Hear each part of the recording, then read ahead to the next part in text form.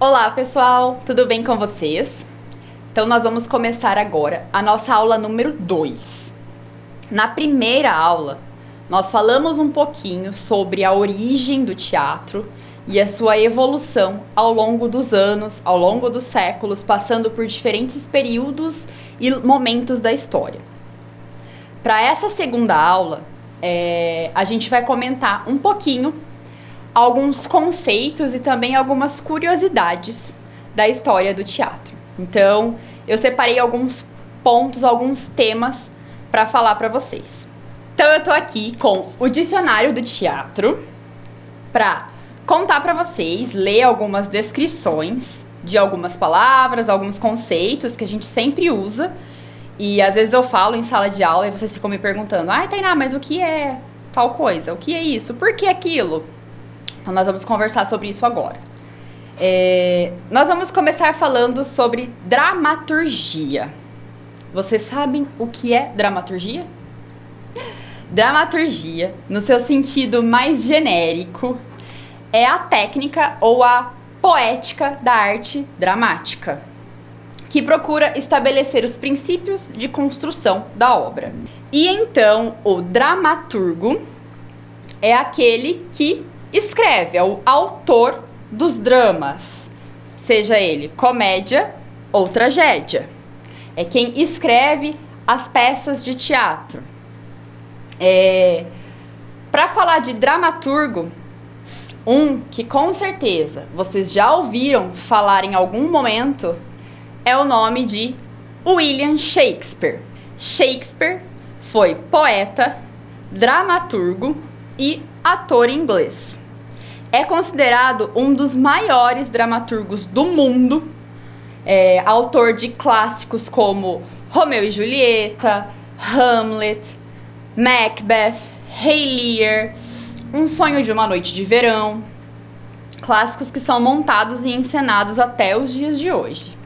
Na Grécia Antiga, havia uma separação muito grande entre tragédia e comédia, como nós vimos na aula passada. No período de Shakespeare, chamado de período elisabetano, os autores começam a trazer um misto da tragédia e da comédia.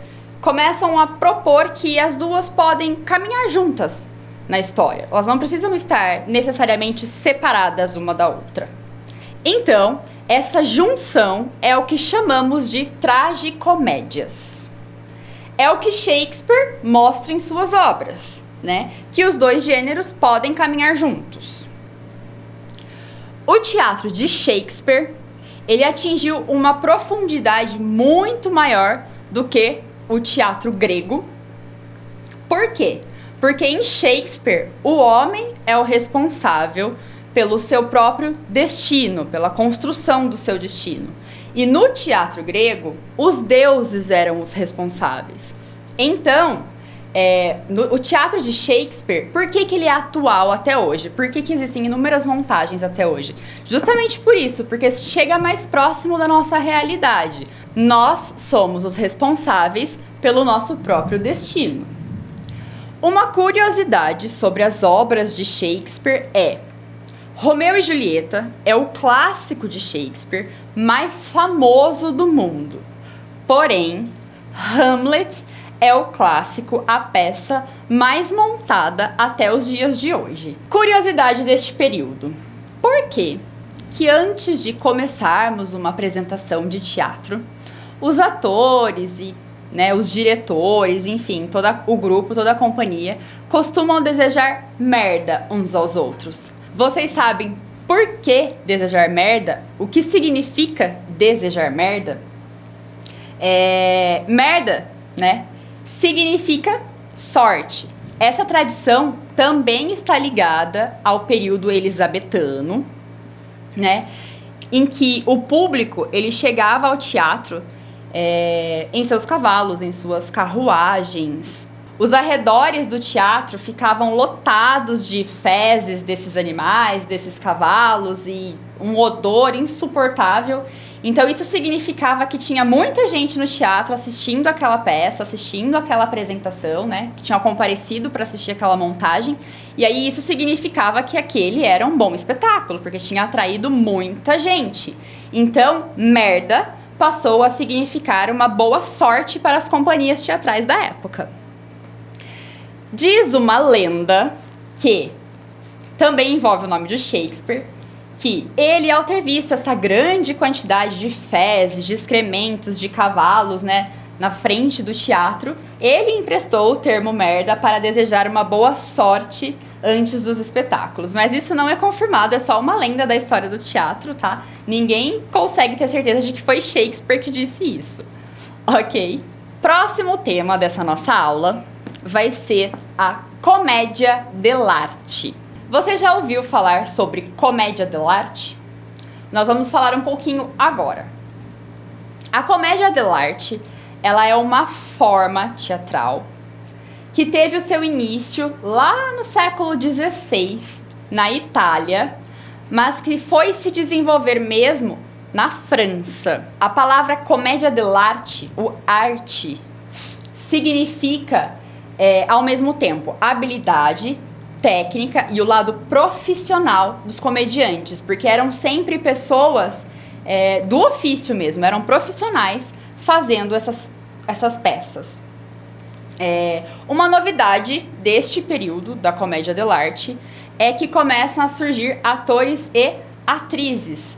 Lembra que a gente comentou na aula passada que lá na Grécia Antiga as mulheres não podiam atuar porque elas não eram consideradas cidadãs? Então os homens usavam máscaras para representar as personagens femininas. Aqui na comédia dell'arte já começa a surgir as atrizes e também as personagens femininas. A comédia dell'arte se caracterizava pela criação coletiva dos atores. Então, eles elaboravam um espetáculo bastante improvisado, digamos assim, tanto gestual quanto verbalmente. Eles começavam seguindo um roteiro, né, um roteiro básico, que era chamado de canovatio. Mas a partir desse roteiro, eles tinham total liberdade para criar, para improvisar, a partir do que acontecesse ali no momento. Então, eles jogavam muito em cena, eles tinham muito jogo de cintura.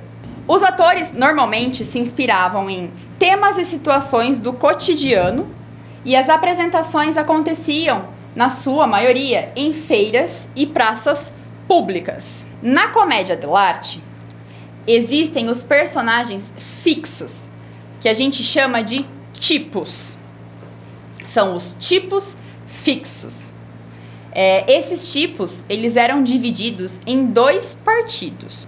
O partido do ridículo, que era o dos velhos cômicos, Pantaleão e Doutor, Capitão, e o dos criados, ou Zane, este com diversos nomes, por exemplo, Arlequim, Escaramuccia. E também o partido sério, que compreende os casais de enamorados. O partido ridículo sempre usa máscaras para designar o personagem que o ator está interpretando.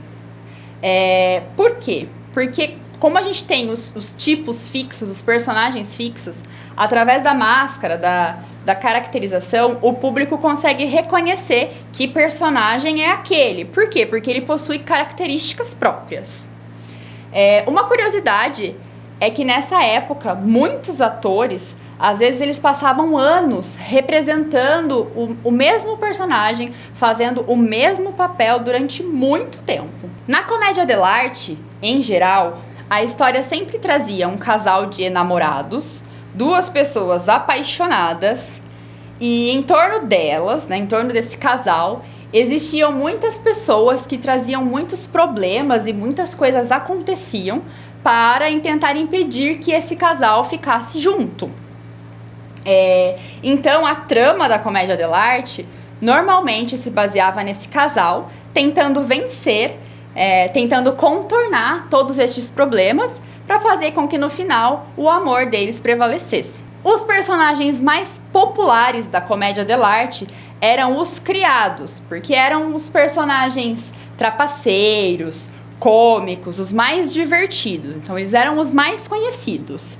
Eu listei agora alguns personagens da comédia dell'arte e as suas características para vocês terem uma ideia do que eu estou falando.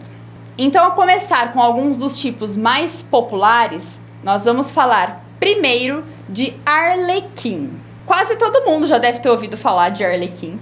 Ele é a figura principal da comédia dell'arte. Normalmente ele é um servo e palhaço bastante atrapalhado, ágil e malandro. Segundo personagem que nós vamos falar é Colombina. Também é outro nome que vocês já devem conhecer. A Colombina, ela costumava ser graciosa, inteligente e era também a namorada de Arlequim. Terceiro nome de personagem que nós vamos falar é Pantaleão. O Pantaleão representava um velho rico, conservador, autoritário, mas que costumava se apaixonar muito facilmente. Quarto personagem que nós vamos falar é o Capitão. Capitão era um militar que gostava de festa, ele era bastante fanfarrão, mas ele tinha uma enorme insegurança, ele era muito covarde, era uma insegurança própria dos covardes. Quinto personagem que nós vamos falar é o Polichinelo. Polichinelo era um criado simples, gracioso e que adorava uma boa macarronada. Sexto personagem que nós vamos falar é o Brighella. Brighella era um empregado correto e fiel, mas muito cínico e astuto. Ele era considerado o rival de Arlequim. É claro que existem muitos outros personagens de tipos fixos da comédia dell'arte. Eu listei somente alguns para vocês conseguirem entender um pouquinho do que eu estava falando quando eu dizia de características fixas dos personagens. Falamos dos tipos, mas é muito importante observar na comédia dell'arte a forma do fazer teatral. A forma com que os atores se expressam, o jeito que eles fazem essa cena. Por quê? Naquela época, na Itália, eram falados diferentes dialetos, diferentes línguas. Então, para não ficar tão preso à linguagem, né, à fala, eles usavam muito a expressão corporal. Então, eles se expressavam muito com pantomima, com mímica. Na comédia dell'arte, tudo é feito de forma muito grande. Também porque as representações acontecem em feiras, em ruas, em praças públicas. Então, né, o teatro de rua, ele precisa ser maior em questão de movimentos e de expressão do ator. E também o fato de todos esses movimentos serem extremamente grandes e aí acaba ficando mais grotesco, mais engraçado ainda. Os movimentos grandes, junto com as máscaras, eles iam compondo toda a movimentação e a construção do personagem. Um autor que se inspirou muito na comédia dell'arte, né, que textos que davam uma margem muito grande para improvisação, é um nome chamado Molière.